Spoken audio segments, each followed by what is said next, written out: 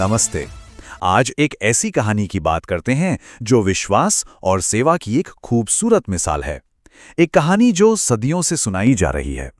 तो चलिए उस समय में चलते हैं। वनवास का समय था। भगवान राम, माता सीता और लक्ष्मण जी वन में थे। सूरज ढल रहा था, शाम हो रही थी और आसमान में एक सुनहरी सी रोशनी फैली हुई थी।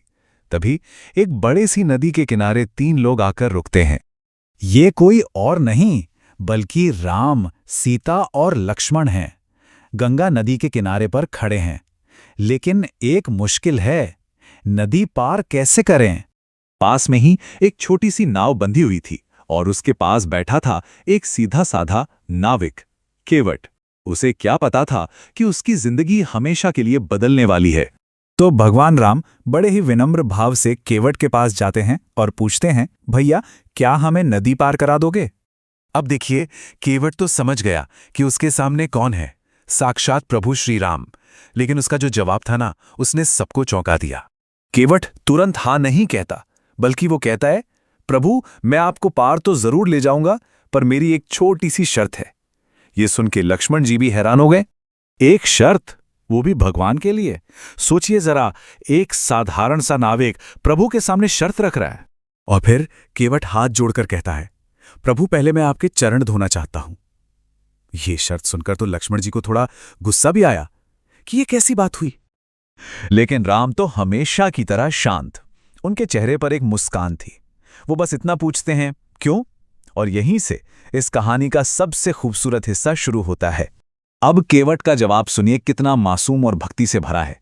वो कहता है, प्रभु मैंने सुना है कि आपके चरणों की धूल से पत्थर भी जिंदा हो जाता है। अगर आपके पैर लगने से मेरी ये लकड़ी की नाव एक सुंदर स्त्री बन गई तो मैं अपना गुजारा कैसे करूंगा? यह सुनते ही भगवान राम के चेहरे पर एक प्यारी सी मुस्कान आ जाती है। उनकी आंखें प्रेम से भर जाती हैं। वो केवट के दिल की बात, उसकी सच्ची भक्ति को समझ गए थे। फिर क्या था, केवट पानी लेकर आया और उसने बड़े ही प्रेम और श्रद्धा से भगवान राम के चरण धोए। उसकी आंखों से खुशी के आंसू बह रहे थे, मानो उस एक पल में उसे पूरी दुनिया का सुख मिल गया हो। चलिए अब कहानी में आगे बढ़ते हैं, देखते हैं कि इस यात्रा का अंत कैसे होता है।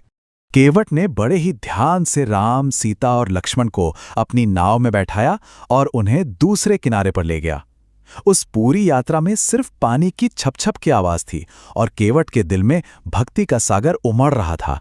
किनारे पहुंचकर जैसा कोई भी करता, राम केवट को उसकी मेहनत का फल, उसकी मजदूरी देना चाहते हैं। लेकिन केवट उन्हें रोक देता है और अब जो वो कहने वाला है वो इस पूरी कहानी को एक अलग ही स्तर पर ले जाता है। एक साधारण किस्से से एक महान सीखता। वो कहता है, प्रभु एक मल्लाह दूसरे मल्लाह से उतराई नहीं लेता। इसका मतलब ये था, प्रभु मैं तो लोगों को बस इस छोटी सी नदी के पार ले जाता हूं, पर आप तो लोगों को इस भवसागर मतलब जिंदगी के महासागर से पार ले जाते हैं। हम दोनों का काम तो एक ही है।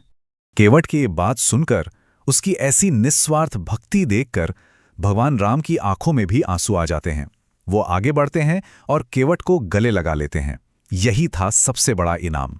तो उस दिन उस एक साधारण नाविक ने दुनिया को 2 बहुत बड़ी बातें सिखाईं। पहली, सच्ची भक्ति में कोई शर्त नहीं होती, और दूसरी, सेवा से बड़ा कोई धर्म नहीं होता। और शायद इसीलिए आज भी जब निस्वार्थ भक्ति की मिसाल दी जाती है तो केवट का नाम बड़े ही आदर और प्रेम से लिया जाता है।